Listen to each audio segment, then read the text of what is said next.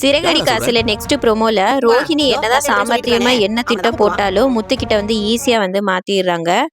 BA வந்து பாத்தீங்கன்னா பையனை வந்து கடத்தி வச்சிடுறாரு. ரோஹிணிக்கு கால் பண்ணி பையனை விடணும்னா 2 லட்சம் பணம் கொடு அப்படின்னு சொல்றாங்க. ரோஹிணி சொல்றாங்க என்கிட்ட எங்க இருக்கு, என்கிட்ட 2 லட்சம் எங்க இருக்கு, என்கிட்டலாம் இல்லை அப்படின்னு சொன்னதுக்கு அப்புறம் சரி மனோஜ்ட்ட வேணா நான் கேட்டு பாக்குறேன் அப்படின்ற மாதிரி கால் பண்றாங்க மனோஜ்க்கு. ஸோ ஃபஸ்ட்டு மனோஜ்ட்ட வந்து கால் பண்ணி இந்த மாதிரி 2 இது கேட்குறப்ப அவங்களால கொடுக்க முடியாது அப்படின்ற மாதிரி சொன்னதுக்கப்புறம் கல்யாணியாக நடிச்சுக்கிறாங்க. கல்யாணியாக நடித்து ஸோ மனோஜ் கிட்ட வந்து காசு கேட்குறப்ப மனோஜ் வந்து ஒத்துக்கிறாரு. ஸோ இதை வந்து பார்த்தீங்கன்னா முத்து வந்து பார்த்துக்கிட்டே இருக்காரு. முத்துக்கு வந்து இது வந்து தெரிஞ்சிருச்சு.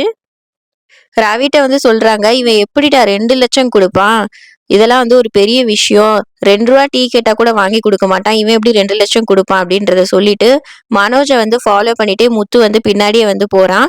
ரோஹிணிக்கு வந்து பாத்தீங்கன்னா ரொம்ப பயப்படுறாங்க. அட முத்து எதுக்குடா மனோஜை வந்து பின்னாடி வந்து ஃபாலோ பண்ணிட்டு போறான் அப்படின்னு வந்து சொல்லிட்டு தென் வந்துட்டு பாத்தீங்கன்னா மனோஜ் வந்து பணம் வாங்குறப்ப பிஏவை பார்த்துறான். பணத்தை கொடுக்குறப்ப வந்து பார்த்தீங்கன்னா பின்னாடி இருந்து வந்து முத்து வந்து பிஏ வந்து பிடிச்சிட்டு நல்லா அடி அடின்னு அடிச்சிட்டு மூஞ்ச வந்து திறந்து பார்த்ததுக்கப்புறம் உன்னை எங்கேயோ நான் பார்த்துருக்கேனே, ஆல்ரெடி நீ என்கிட்ட அடி வாங்கினவன் தானே, நீ எதுக்குடா இப்போ வந்து பண்ற அப்படின்றப்ப அவன் வந்து வேற வழி இல்லாம ரோஹிணியை பத்தின எல்லா உண்மையை வந்து சொல்லிடுறான். ரோஹிணியோட உண்மையான பேரு கல்யாணி, அவளுக்கு ஆல்ரெடி வந்து கல்யாணம் ஆயிடுச்சுன்னு. ஸோ இதை கேட்ட மனோஜ் வந்து ஷாக்கிங்ல இருக்கான் இப்ப.